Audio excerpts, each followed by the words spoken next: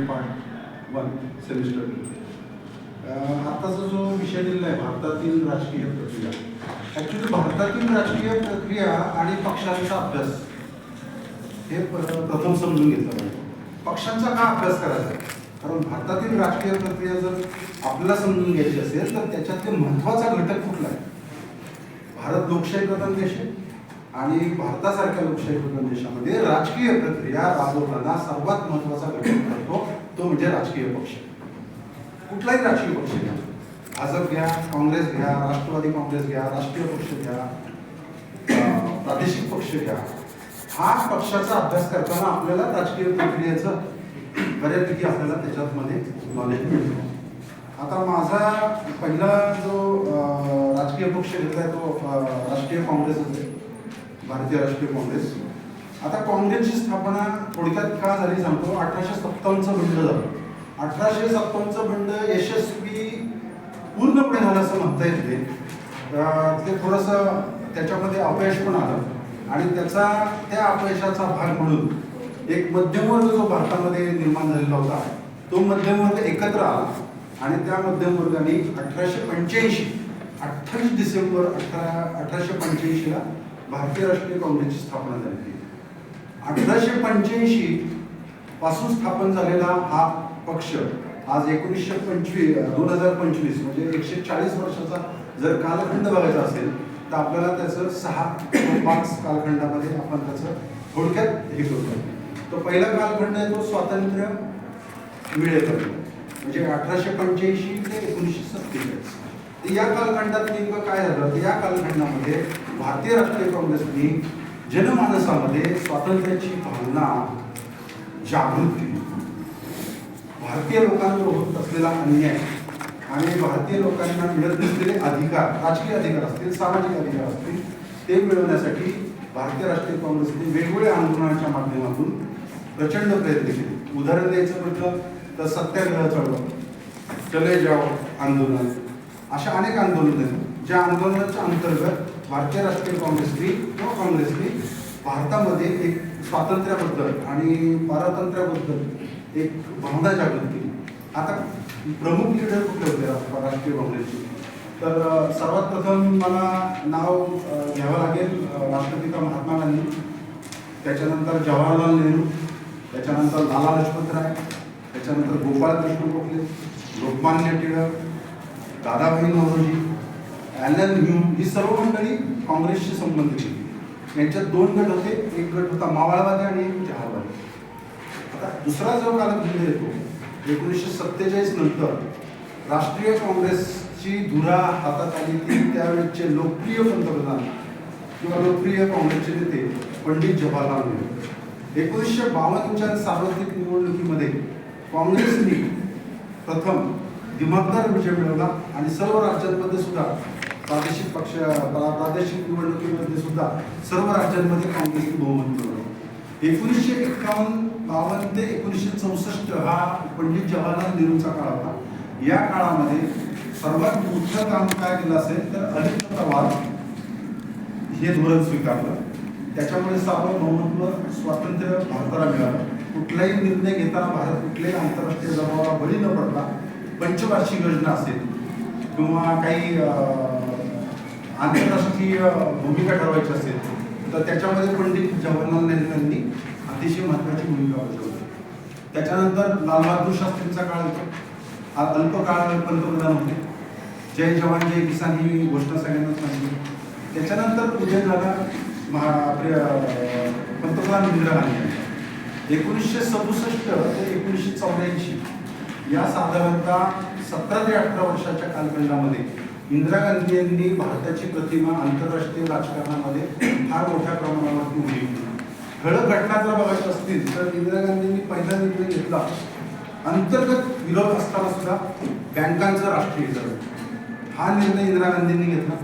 त्याच्यानंतर 1971 भारत आणि पाकिस्तानच्या युद्धामध्ये इंदिरा गांधींनी अतिशय कणखरपणे भारताचं नेतृत्व करून पाकिस्तानचे 2 तुकडे केले आणि जगाच्या आंतरराष्ट्रीय नकाशावर दाखवून दिलं की भारत हा जरी आक्रमक नसला तरी स्वतःच्या संरक्षणासाठी मात्र सिद्ध आहे. त्याच्यानंतरची सर्वात महत्त्वाची घटना आहे ते 1977 ज्याच्यामध्ये इंदिरा गांधींनी आणीबाणी जाहीर केली. आणीबाणी जाहीर करण्याचं त्यांचं उद्देश वेगळे होते, परंतु चुकीच्या अंमलबजावणीमुळे आणीबाणी त्यावेळेस प्रचंड प्रमाणात वादग्रस्त ठरली आणि प्रथमच काँग्रेसनं पराभवाचा सामना करावा लागला आणि जनता पक्ष सत्तेवर आला. परंतु 1980 साली 2 ते 3 वर्षाच्या कालखंडानंतर 1980 साली परत काँग्रेसनी सत्ता मिळवली आणि इंदिरा गांधी पंतप्रधानपदी विराजमान झाले.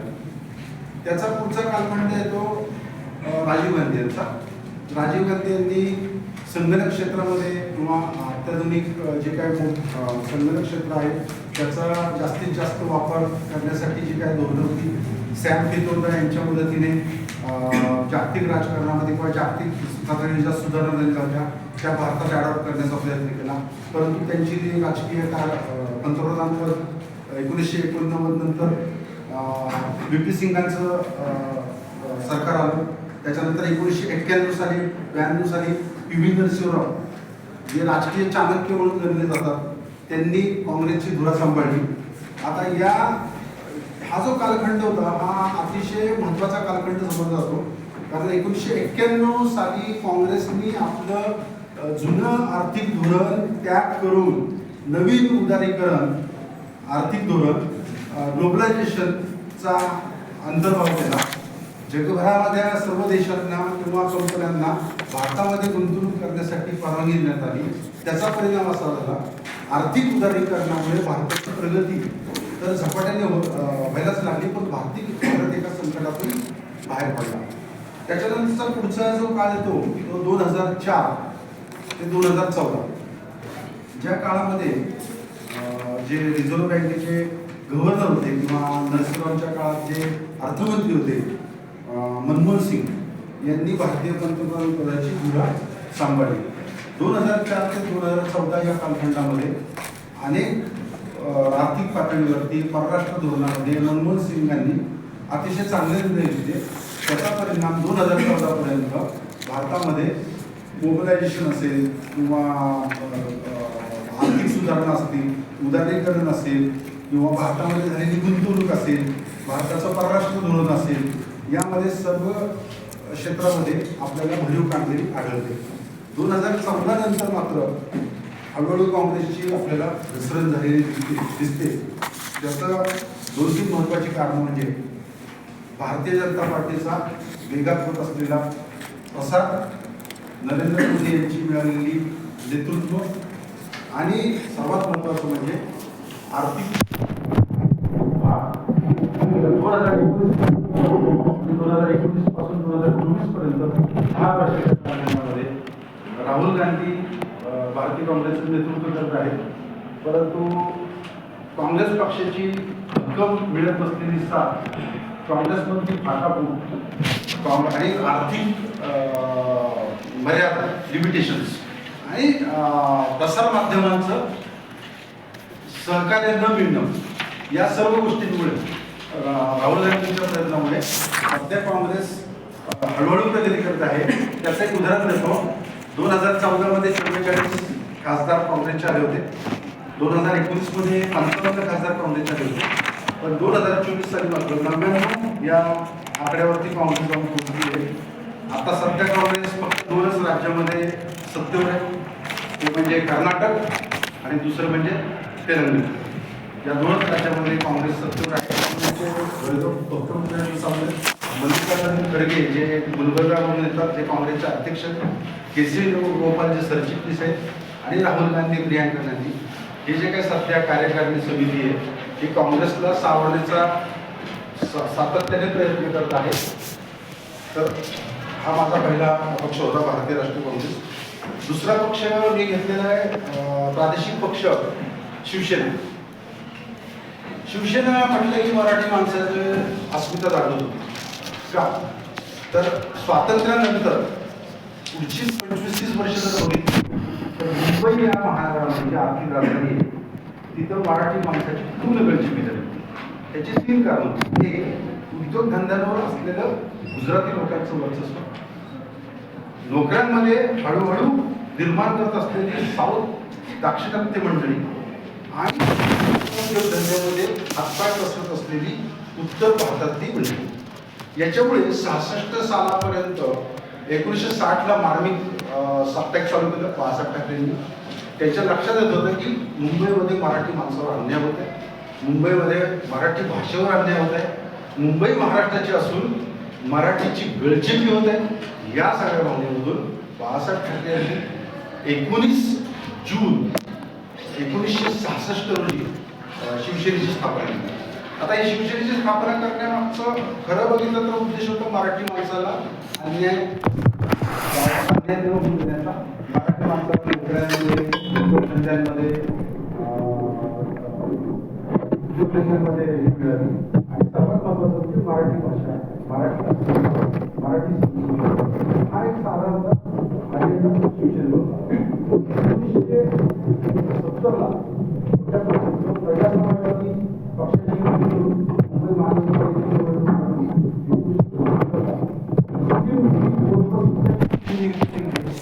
आणि त्या 4-5 वर्षाच्या काळामध्ये शिवसेनेला वसंत सेना म्हटलं जायचं.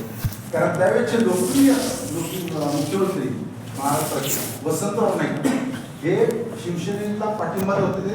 त्याचं कारण होतं कामगार चळवळीवर वर्चस्व स्थापन करणं आणि महाराष्ट्रात काँग्रेसचा जनाधार मुंबईसारख्या ठिकाणी ठेवणं.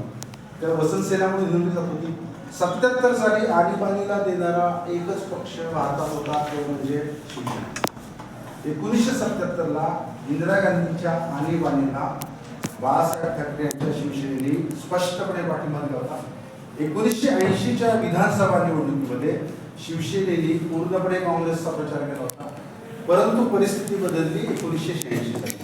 1986 साली त्याचं कारण असं होतं, शिवसेनेचा जो विचार प्रक्रिया होती ती हळूहळू मराठी माणसाकडून प्रखर हिंदुत्ववादाकडे ती वळली जाते. तर 1986 साली प्रथम भाजपच्या चिन्हावरती शिवसेनेने लोकसभेची निवडणूक लढवली. खरा शिवसेनेची पहिली जी निवडणूक समजता येईल ती भारतीय जनता पक्षाशी युती करून 1989 साली भारतीय जनता पक्षाची युती करून विधानसभेची निवडणूक लढवली आणि आश्चर्य म्हणजे 52 जागा जिंकून शिवसेना हा त्यावेळेस विरोधी पक्ष नेता ठरला. त्याच्यानंतर 1995 साल येतं.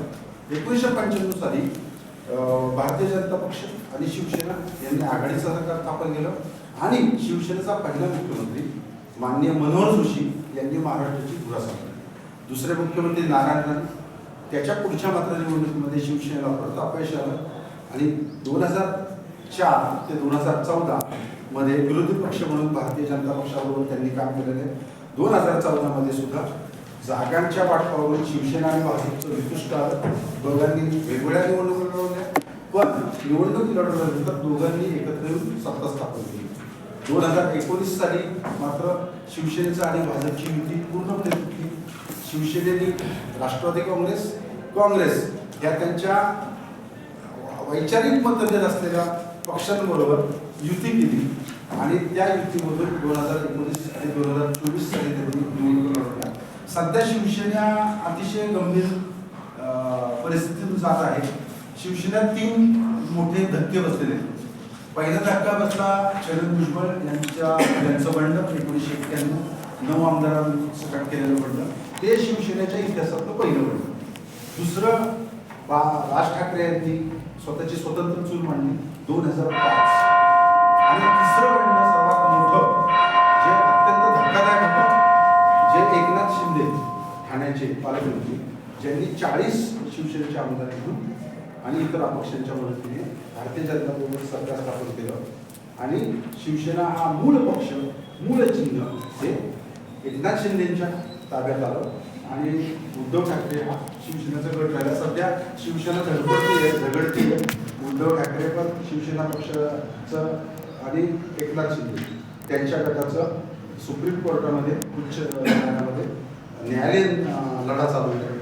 परंतु शिवसेनेसारखा पक्ष आणि काँग्रेससारखा पक्ष दोन्ही पक्षाचं एकच ध्येय होतं, ते म्हणजे अगदी प्रॅक्टिकल विचार केला तर आत्ताच्या आधुनिक काळामध्ये सार्वजनिक निवडणुका लढवणं, सत्ता प्राप्त करणं आणि त्या सत्तेतून कल्याण करणं लोकांचं.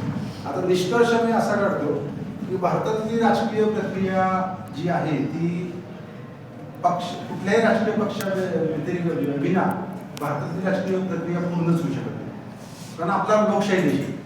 लोकशाही देशाला म्हटलं की राजकीय पक्ष आले, राजकीय पक्ष आले म्हणजे निवडणुका आल्या, निवडणुका आल्या म्हटलं की निवडणुका कंटेस्ट करणं, त्या जिंकणं, सरकार स्थापन करणं, म्हणजे देशाची आर्थिक स्थिती, देशाची परराष्ट्र धोरणं, देशाची अंतर्गत सुरक्षा, देशाची बाह्य सुरक्षा या सर्वांचा जर नीट विचार केला तर देशामध्ये किंवा राज्यामध्ये जो पक्ष सत्तेवर असतो त्या पक्षाची वैचारिक भूमिका, त्या पक्षाची विचारसरणी त्या त्या देशांच्या धोरणांवरती प्रचंड प्रभाव टाकत असते.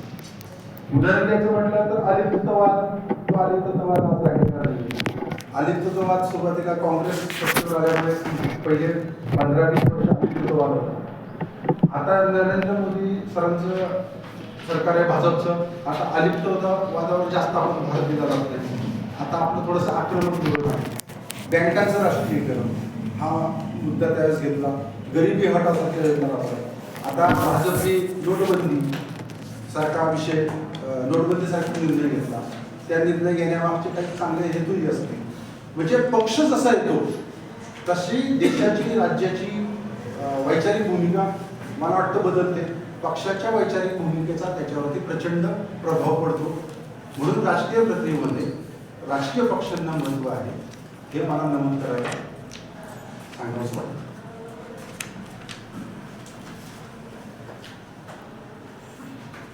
शिवसेना पक्षाला इंदिरा गांधींचा सॉफ्ट कॉर्नर असण्याची धोरण शिवसेना पक्षाला इंदिरा गांधींचा सॉफ्ट कॉर्नर असण्याची धोरण भूमिका माझ्या अभ्यासानुसार इंदिरा गांधींची जी सॉफ्ट भूमिका होती शिवसेना, त्याचं कारण मुंबई या आर्थिक राजधानी होती आणि मुंबईमध्ये मराठी माणूस जास्त प्रमाणात शिवसेनेचं प्रभुत्व होतं आणि मराठी पक्षाचं जास्त प्रभुत्व असल्यामुळे एक ते कारण असावं. दुसरं कारण इंदिरा गांधींना 2 ते 3 घटनेमध्ये बाळासाहेब ठाकरेंनी पाठिंबा दिला होता. 1972 मध्ये काँग्रेसची युती केलेली होती शिवसेनेने. 77च्या आणीबाणीमध्ये सुद्धा शिवसेनेने पूर्णपणे पाठिंबा दिला होता. 1980च्या विधानसभेमध्ये सुद्धा शिवसेनेने प्रचार केला होता. तर साधारणतः इंदिरा गांधींचा सॉफ्ट कॉर्नर याच हेतूने असेल, राजकीय हेतूने प्रेरित झालेला असावा असं मला वाटतं. राजकीय हेतू असावा त्याच्यामध्ये, दुसरा कुठलाही हेतू त्याच्यामध्ये असण्याची शक्यता कमी वाटते.